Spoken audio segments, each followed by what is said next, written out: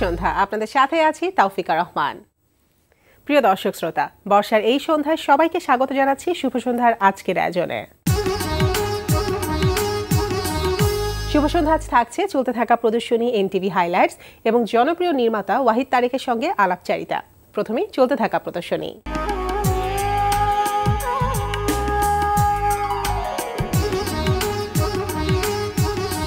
শুরুতেই জানিয়ে দিচ্ছে চলতে থাকা প্রদর্শনীর সময়সূচি। ধানমন্ডির গ্যালারি চিত্রকে অনুষ্ঠিত হচ্ছে শিল্পী সুলতান ইশতিয়াকের একক চিত্রকলা প্রদর্শনী। প্রতিদিন সকাল 10টা থেকে রাত 8টা এই সময় প্রদর্শনী চলবে 25 জুলাই পর্যন্ত। মোহাম্মদপুর কলা কেন্দ্রে প্রদর্শিত হচ্ছে এ রহমানের একক চিত্রকলা প্রদর্শনী বার্ডেন। প্রতিদিন বিকাল 5টা থেকে রাত 8টা এই সময় প্রদর্শনী চলবে 27 জুলাই পর্যন্ত। দেখছিলেন চলতে থাকা প্রদর্শনীর সময়সূচি। এবার এনটিভি হাইলাইটস।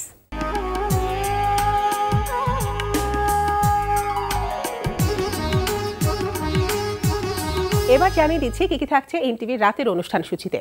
সন্ধ্যা 6টা 45 মিনিটে দেখবেন বিষয়ভিত্তিক ধারাবাহিক অনুষ্ঠান উদ্দীপন।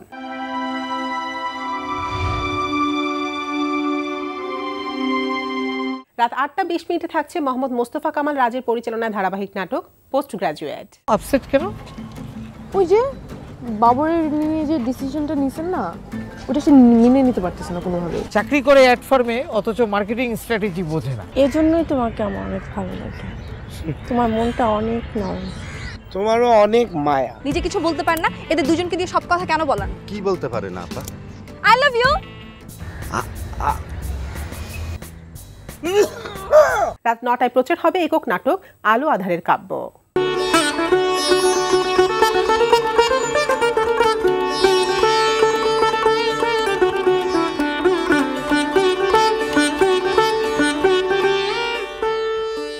অন্ধকারের না চমৎকার একটা রং আছে, সেটা ঠিক কালো নয়, কালোর মতো। চোখ তো মনে হয় ব্যাগে নিয়ে ঘোরে। যা চোখে দেখলে তাই সত্যি। তুমি এগুলো কি পরে এসেছো? সেটার জন্য চোখ লাগে না, দৃষ্টি লাগে। রাত 11:30টায় থাকছে ওয়াহিদা রাজাক নিশার প্রযোজনা অনুষ্ঠান প্রবাস জীবন।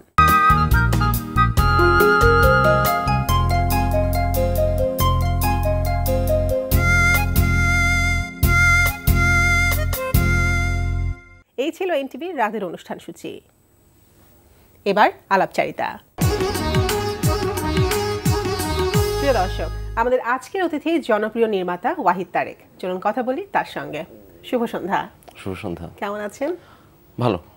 প্রথমেই জানতে চাচ্ছি যে আমরা সবাই অধীর আগ্রহে অপেক্ষা করছি আপনার যে পরবর্তী ফিল্ম আলগা নোঙর, সেটার জন্য কবে পেতে যাচ্ছি? এতদিনও আমরা পাচ্ছি না কেন? কবে পেতে যাচ্ছি সেটা? আলগা নোঙর বাস্তবে আমার প্রথম ছবি। আচ্ছা। মাঝখানে আসলে আমাদের তো শুটিং শেষ হয়েছে প্রায় 2 বছর, কিন্তু মাঝখানে একটু পোস্ট প্রোডাকশনটা একটু স্লো হয়ে গিয়েছিল। আচ্ছা।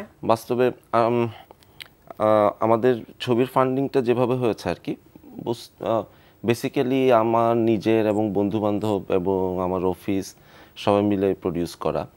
সো পোস্ট প্রোডাকশনের জায়গাটা খানিকটা আসলে আমার একাই টানতে হচ্ছে। সো মাঝখানে একটু টায়ার্ড হয়ে পড়েছিলাম, অনেক দিন এই ছবির সাথে থাকার কারণে এক ধরনের ফেটিক হয় না, তো আমি আসলে কিছুদিন কাজটা বন্ধ রাখছিলাম আর কি। আচ্ছা। সম্প্রতি আমি আবার শুরু করছি, আমার খুব অল্প কাজই বাকি, কাজটা শেষ হয়ে যাবে, কিন্তু ডিস্ট্রিবিউশন এবং ইত্যাদির তো জটিলতা আছেই, আপনি জানেন। ফলে আসলে নিশ্চিত করে বলা মুশকিল যে কবে নাগাদ পাচ্ছি, কিন্তু কথা দিতে চাই এই বছর পাবো ইনশাআল্লাহ। আচ্ছা, তো মূল বিষয় তো আমরা জানবো, তার আগে জানতে চাচ্ছি আলগা নোঙর নামটা একটু কিন্তু অন্যরকম। কি বোঝাতে চাচ্ছেন আলগা নোঙর দিয়ে? এই নামটাকে কেন বাছাই করা হলো?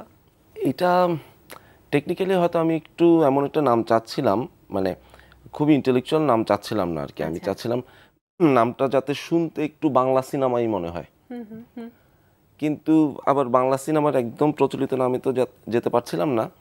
সো ওখান থেকেই হয়তো আসা, কিন্তু গল্পের সাথে একটু যোগাযোগ তো আছেই, কারণ আমার ফিল্মের গল্পটা হচ্ছে আসলে 6টা চরিত্রের গল্প, এবং 6টা চরিত্রই আসলে কিছু না কিছু খুঁজে বেড়াচ্ছে, এবং শেষ পর্যন্ত কোথাও তো মানুষ আসলে থিতু হতে পারে না। আচ্ছা আচ্ছা।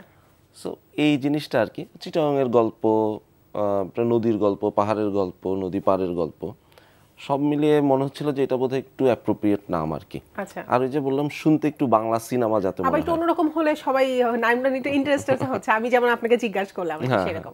আচ্ছা, এবার তাহলে একটু গল্পে চলে আসি। সেটা তো আমরা সিনেমা হলে গেলে দেখবো কি নিয়ে, কিন্তু বিষয়টা কি, কি বিষয় নিয়ে আপনি এই আলগানগরটা করেছেন?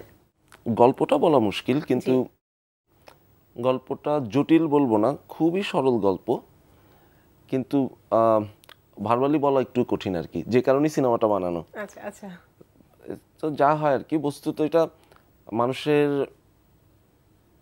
ডিজায়ারের গল্প, লাভের গল্প, এবং মানুষের মৃত্যুরও গল্প বটে। আচ্ছা, একজন মানুষ, যেমন আমার ফিল্মে একটা ক্যারেক্টার আছে যেটা আসলে ধরেন আপনার প্রায় 300 বছর ধরে বেঁচে আছেন।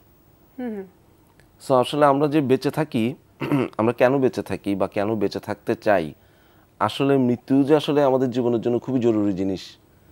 ফাইনালি তো আমাদের লাইফকে মিনিং দেয় আসলে ডেথ। অবশ্যই। সো এগুলো মিলায় একটা গল্প আর কি। আচ্ছা আচ্ছা, তো কারা কারা অভিনয় করছে এখানে?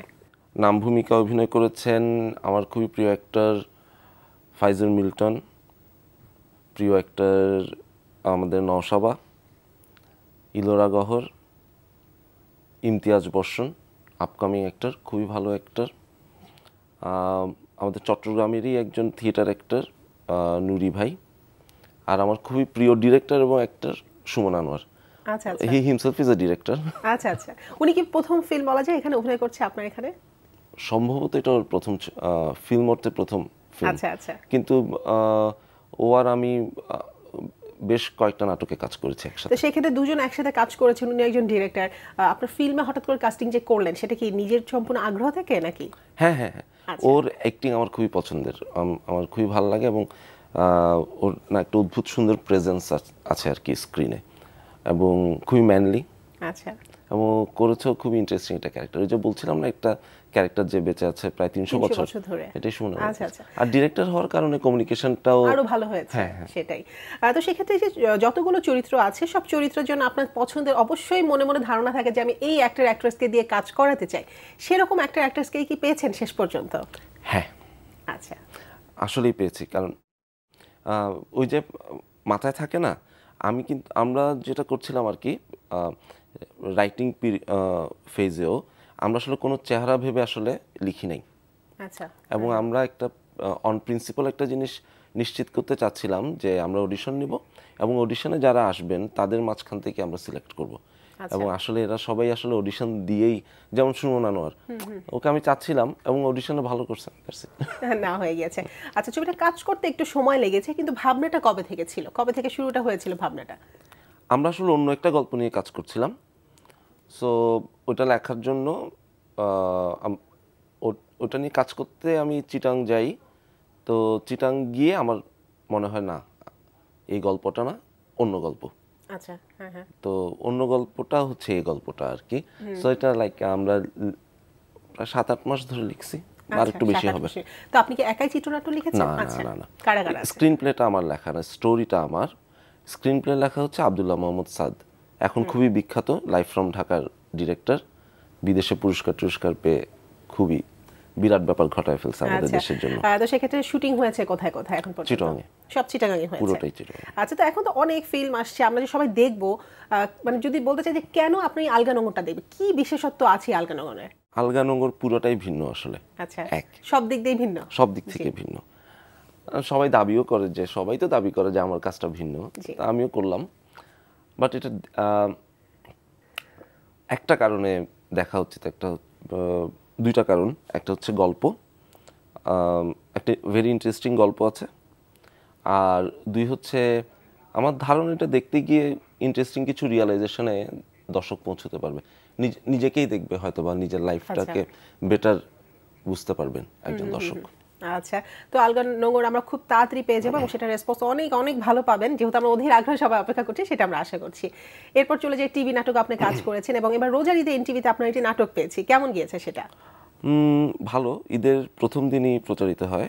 নামটা একটু শুনতে যাচ্ছিলাম। 1333, আচ্ছা আচ্ছা, জীবনানন্দ দাশের কবিতা নিয়ে আর কি। সো প্রথম দিকে তেমন ভালো রেসপন্স পাইনি, লোকজন খুব বেশি দেখছেন তা না, কিন্তু এখন দেখছি যে লোকজন দেখছেন এবং ভালোই। তো এর আগে আরো উল্লেখযোগ্য আপনার টিভি নাটকগুলোর নাম যদি বলতেন? খুব বেশি করিনি তো আসলে, মোট 9টা কি 10টা নাটক বানিয়েছি আমি। আচ্ছা আচ্ছা।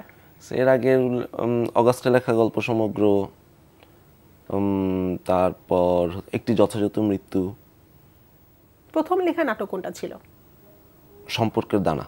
আচ্ছা, তো যখন নাটকগুলো লেখা হয়, নাটক লিখতে কোন বিষয়কে আপনি বেশি স্বাচ্ছন্দ্য বোধ করেন? নাটক লিখতে সাধারণত সব ধরনের গল্পে আপনি ভিন্ন ধরনের গল্প নিয়ে কাজ করতে পছন্দ করেন, কোন বিষয়টাকে বেশি আপনি প্রাধান্য দেন? মোরলেস আমি আসলে মানুষের রিলেশন নিয়ে কাজ করি। আচ্ছা। আমি এখন যদি ভাবি আমি গত 9টা নাটকে কি কাজ করেছি, মোস্টলি আসলে মানুষের রিলেশন, আচ্ছা, এবং আসিনক্রোনাইজেশন, মানে মানুষের মানুষের মানুষের জীবনে তো সবই ঘটে, কিন্তু হয়তো একটু দেরিতে ঘটে অথবা একটু আর্লি ঘটে যায়। আচ্ছা। ফলে আমরা যা চাই তা হয়তো পাই না, বা যখন পাই তখন আর ওর কোনো গুরুত্ব নাই, যখন চাই তখন হয়তো পাই না, বা যখন পাই তখন আচ্ছা, গুরুত্ব নাই। গুরুত্ব নাই, ফলে এই যে আসিনক্রোনাইজেশনের ব্যাপারটা, সিনক্রোনাইজ যে হয় না আমাদের লাইফটা, এইটা আর হিউম্যান রিলেশন, সময়ের যে বিষয়টা থাকে আর কি। আচ্ছা, তো এখন পর্যন্ত যতগুলো নাটক আপনি পরিচালনা করেছেন, সবগুলো নাটকে আপনি লিখেছেন নাকি অন্য রাইটাররা লিখেছে?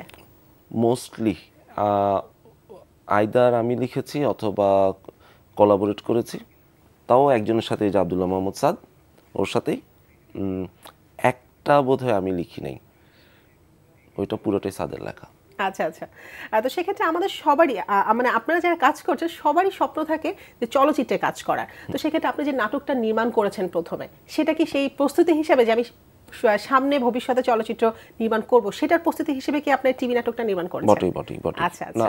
মানে কারণ আমি যে সময়টাতে নাটক বানাচ্ছিলাম তখন আসলে আমার রুটি রুজি জীবিকা হচ্ছে আসলে বিজ্ঞাপন নির্মাণ, জি, ফিকশন বা গল্প বলার যে প্রক্রিয়া, এটা বুঝে নেওয়ার জন্য। সো আমি এখন যখন ভাবি, আসলে প্রথম দিকে আমি যখন শুরু করেছিলাম তখন নাটকগুলোর মধ্যে একটু সিনেমা ব্যাপার থাকা ছিল আর কি। জি। কিন্তু গত 2 বছর ধরে আমি যেসব নাটক বানাচ্ছি ওগুলোকে আমি একেবারে নাটক করে তোলার চেষ্টা করছি। ওর মধ্যে আর সিনেমার শট বা ইত্যাদি এগুলো আর নাই। আচ্ছা আচ্ছা। একটা সিনেমা শুট করার পরে এই লাভটা আমার হয়েছে। এখন আমি একদম টেলিভিশনের জিনিসই বানাতে হচ্ছে। আচ্ছা, তো সবচেয়ে বেশি যেটা পেয়েছি আপনার কাছ থেকে সেটা হচ্ছে বিজ্ঞাপন। আপনিও যেটা বললেন সবচেয়ে বেশি কাজ করা হয়েছে, সেই বিজ্ঞাপনে কি অবস্থা, কেমন ব্যস্ত সময় কাটছে সেখানে? একেবারেই ব্যস্ত না, অনেকদিন ধরে কাজ করছি না। সেটা কি ফিল্মের কারণে?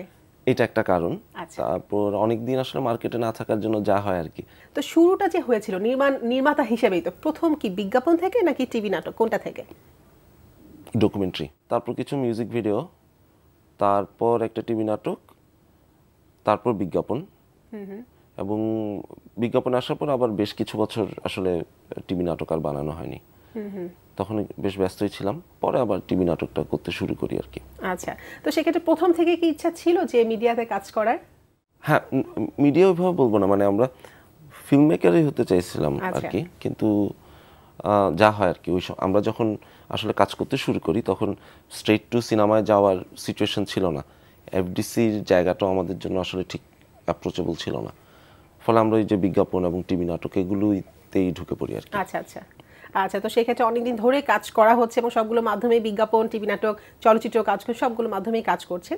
সবশেষে জানতে চাচ্ছি, এখন তো বিভিন্ন ধরনের চলচ্চিত্র হচ্ছে এবং তরুণ নির্মাতারা কিন্তু কাজ করছে, কেমন হচ্ছে, কেমন করছে তারা কাজগুলো?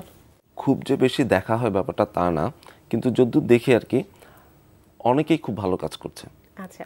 1, 2 নাম্বার হচ্ছে আসলে এখন যারা কাজ করছেন আর কি, এদের মধ্যে সুপার ট্যালেন্টেড ফিল্ম মেকাররা আছেন। আমরা হয়তো ওদের কাজ এখনো দেখছি না, কিন্তু আমি জানি, কারণ অনেকের সাথে তো অল্প বিস্তর কথাবার্তা তো হয়, আমরা এগুলো সামনে দেখতে পাবো। এবং এক ঝাঁক ভালো মেকার আছেন আমাদের দেশে এখন, খুবই অল্প বয়স এবং ট্যালেন্টেড, এবং খুবই নতুন জিনিস ভাবার চেষ্টা করছেন, নতুন ধরনের।